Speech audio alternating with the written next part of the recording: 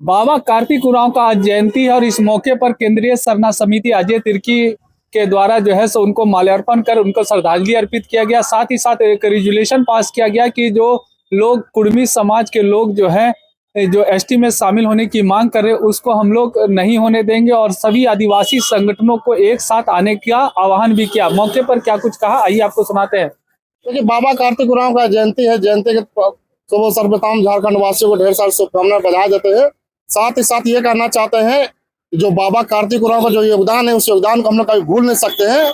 मैं इसलिए कहना चाहता हूँ उसका योगदान रहा है। मैं कहना चाहता जो हमारे जो सिरमटोली सरना स्थल है उसको बचाने का लिए 1967 में सबसे पहले हाथमा से उन्होंने जुलूस निकालकर सिरमटोली सरना स्थल को बचाने का काम किया था, उसके तहे दिल से धन्यवाद देते हैं। और साथ ही साथ ये कहना चाहते हैं कि बाबा कार्तिक उरांव ऐसे शिक्षाविद थे जिनके पास इतनी डिग्रियां हैं कि आज हमको लगता है कि आदिवासी नहीं मूलवासी के पास भी उतनी डिग्रियां नहीं होगी। और साथ कहना चाहते हैं डिग्रियां के साथ साथ पढ़ाई के साथ साथ बहुत बड़े इंजीनियर भी थे। बहुत बड़ा इंजीनियर के साथ मैं इसलिए कहना चाहता हूँ कि आज आप हटिया जाइएगा जो HEC के देखिएगा उन्हीं के द्वारा निर्मित किया हुआ है HEC।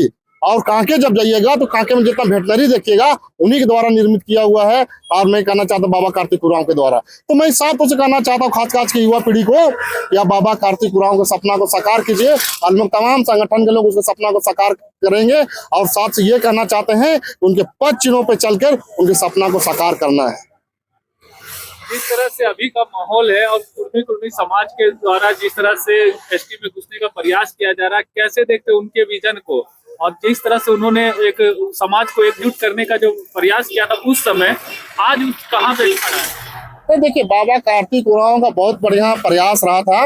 और मैं इसलिए कहना चाहता हूँ प्रयास करते हुए सरना धर्म कोड की बात सबसे पहले कहूँ तो देश के संसद भवन में उन्होंने उन्हीं के द्वारा आदिवासी को सरना धर्म कोड की बात रखी थी।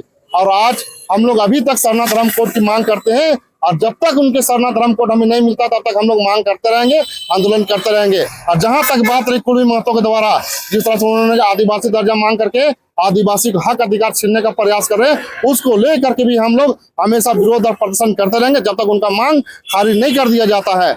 और मैं साफ तौर से करना चाहता हूँ अभी के आदिवासी संगठन जितने भी है सभी को मैं एक बात करना चाहता हूँ कि एक मंच पर मिल के चले, एक साथ चले। क्योंकि अभी लड़ाई शुरुआत है, ये खत्म नहीं है, ये लड़ाई शुरुआत है। और जब तक आदिवासी को अपना हक अधिकार नहीं मिल जाता, उनका सरना धर्म कोड नहीं मिल जाता और कुर्मी द्वारा जो आदिवासी दर्जा का जो मांग करे वो खारिज नहीं हो जाता, तब तक अभी ये लड़ाई अधूरा है। और लड़ाई लड़ने के लिए सभी समाज के युवागणों से मैं रिक्वेस्ट करना चाहूंगा, अपील करना चाहूंगा कि सभी एक मंच पर आकर के आदिवासी एकता का परिचय दिए।